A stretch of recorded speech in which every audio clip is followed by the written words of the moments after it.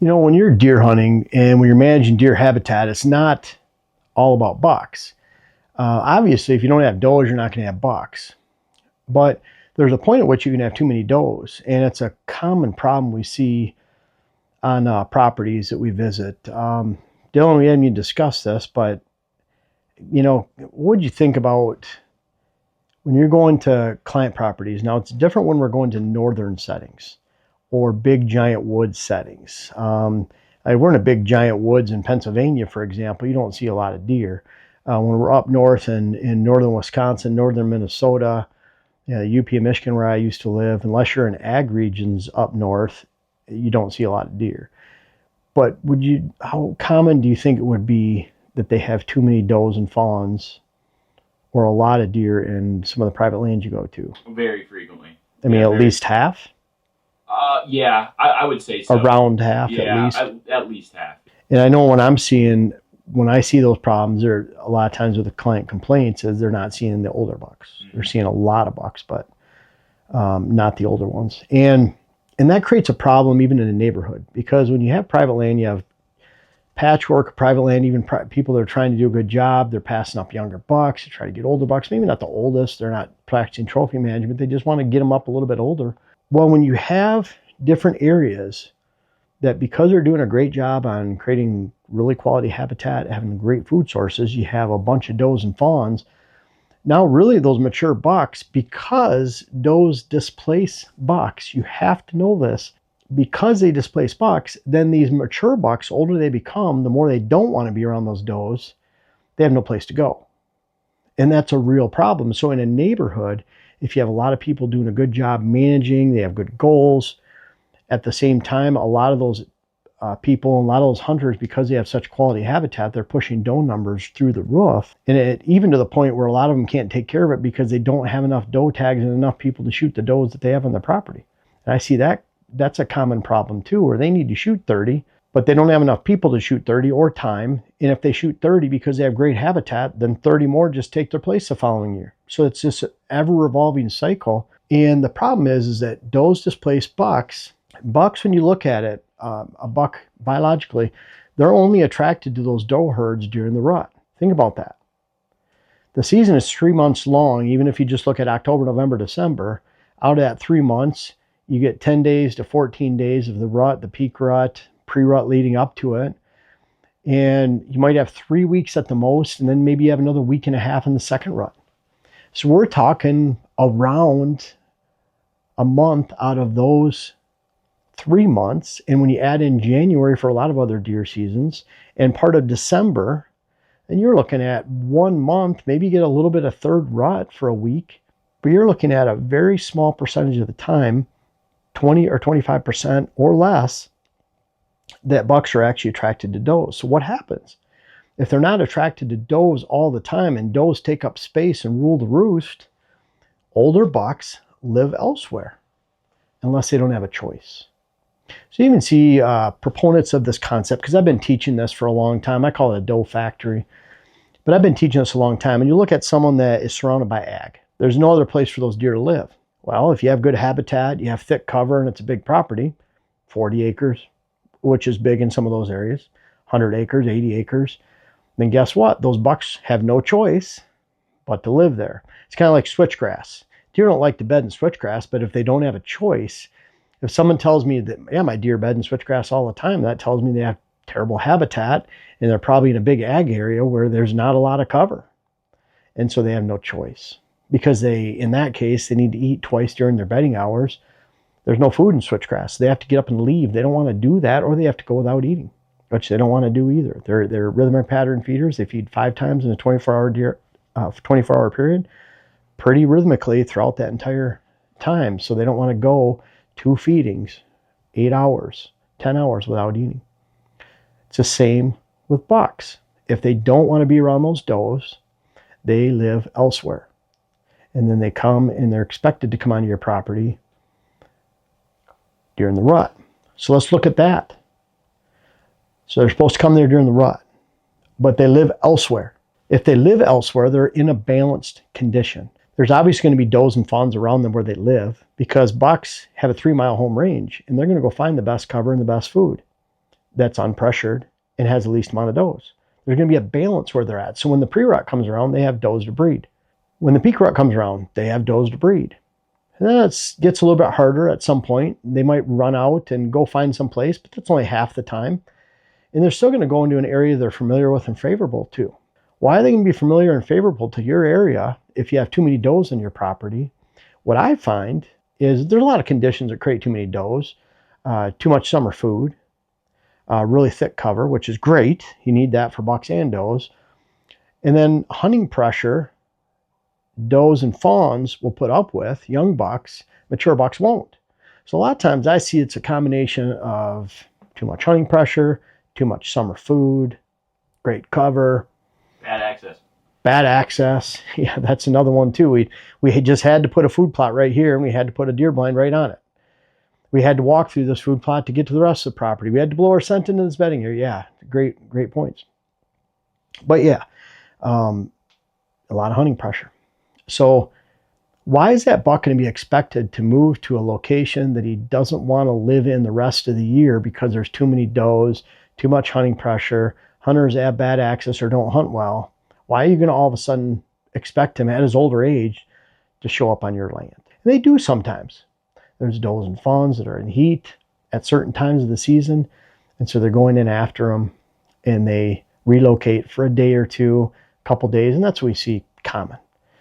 We see a lot of times if you're seeing mature bucks during the summer, you're not going to see them in the fall. A lot of times if you're seeing them during the summer, you're probably seeing a lot of does and fawns too. The does and fawns that are here today are here to stay, and those bucks know where to go in the fall, and it's not going to be on a property overrun with does and fawns unless there's no other choice. So what do you do? Well, the answer, if you look at around the internet, trigger control. Got to have trigger control. Trigger control is what you need to control your deer population. You shoot too many does. Trigger control is a distant second, because if you have good habitat control, meaning you have thick cover creates fawning cover. But if you're not the one that has the great summer food on your property, those does and fawns go somewhere else. Even if they're just a half mile, quarter mile away on your neighbors, that's the perfect scenario. I want my neighbors planting beans. I want them to have all the beans, all the clover, all the alfalfa during May and June, so that all of those does and fawns stay over there, because does that are here today are here to stay. Yeah, they might just switch over, across property lines during the fall. It's not that you don't want does in September and October, but you don't want an army there living to consume your fall food and to push bucks out of the picture because they take up space, and bucks don't like that stress level. You can always think about, you have food here, does and fawns will bed in this layer, young bucks will bed here, and mature bucks live here if there's room left over. In a lot of places, there is not, because this number of does takes up this area, too much stress, pushes those bucks too far away. And when you have a 100-acre parcel, when they get pushed a quarter mile from the middle of the property, they're on another neighbor's property. And if that neighbor's doing the same thing and that neighbor's doing the same thing, you can kind of see there's no place for this buck to call home. I see that all the time. 400-acre property. Deer couldn't go 100 yards without hitting a food plot. There's no space left over for a mature buck to call home. He's not around food. He's not around does and fawns, young bucks at all times. So he gets to a certain age. They pass him up when he's 2, pass him up when he's 3. All of a sudden, they're expecting to shoot him when he's 4 or 5, and he gets shot 2 miles away. He got shot 2 miles away because there are too many does and fawns, and he had a choice. And so he relocated. Getting rid of the summer food is the number one answer on most properties to diminish your doe population. And how do you know when you're doing a good job? And this is what we see on quality properties all the time. And this is pretty easy to do if you get rid of the summer food. If you have too few deer, grow all the summer food you can. I did that in the UP of Michigan. I had 8.5 acres of clover almost every year until the deer herd got to a certain size, and I cut out the clover because I didn't need any more deer. I didn't want a bunch of does and fawns hanging out there. So you cut it out. But you get rid of the does by getting rid of the summer food. You don't need it. Then you plant that August food source that gets into September. It's really peaking in October, November. That's when you invite those bucks and those does and fawns onto your property. And when you have a great property, you're going to have a balance of quality herd ratio. What we see consistently, at the bare minimum, Add up all your antlered bucks that you see for the entire year. Doesn't matter if it's a spike or the giant 15 point that you have running around, whatever it might be. Add up every antlered buck that you see for the entire season, trail camera or with your eyes. And if you're not using trail cameras, you're probably going to see about half of all bucks, and you're going to see a disproportionate number of younger bucks and not see as many older bucks, if any at all. So that's why you run trail cameras, and you get a true picture of how many deer you have if you're not spooking all the deer off and you have really consistent lines where you can count on those deer being there. But what you're going to find is even on the bare minimum, you're going to have one buck that you see for every doe and fawn that you have hanging out in October, November. Does and fawns are a lot more consistent. Those bucks are reflective of a 3-mile home range. They might be there for a couple weeks. They might be there once a week. They might be there once a month. They might hang out for a month and not be there the next month, and then they're there the following month. Bottom line is you're adding them up anyways. And you're going to find if you just add up your does and fawns, you're going to have about one buck for every doe and fawn, and that's at a bare minimum. I wouldn't even consider those quality properties. The quality properties like we have in Minnesota, Wisconsin here, and a lot of the client properties you go to that work on it hard, is they're going to have about 2 bucks for every doe and fawn. So if they're seeing 17 does and fawns on average out in their food plots in the afternoon, evening, they're going to see about 30, 35 bucks, different antlered bucks throughout the entire season. Always remember those bucks are from a home range of 3 square miles, does about a half a square mile.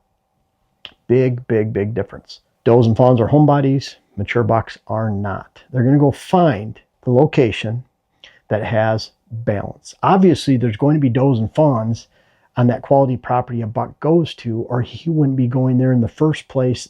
The does and fawns wouldn't be going there in the first place. He's not there because of the does and fawns. He's there despite the does and fawns, and for the fact that there's enough room there for him to reside outside of the bubble where those does and fawns live, because he's not going to live with those does and fawns on the same parcel.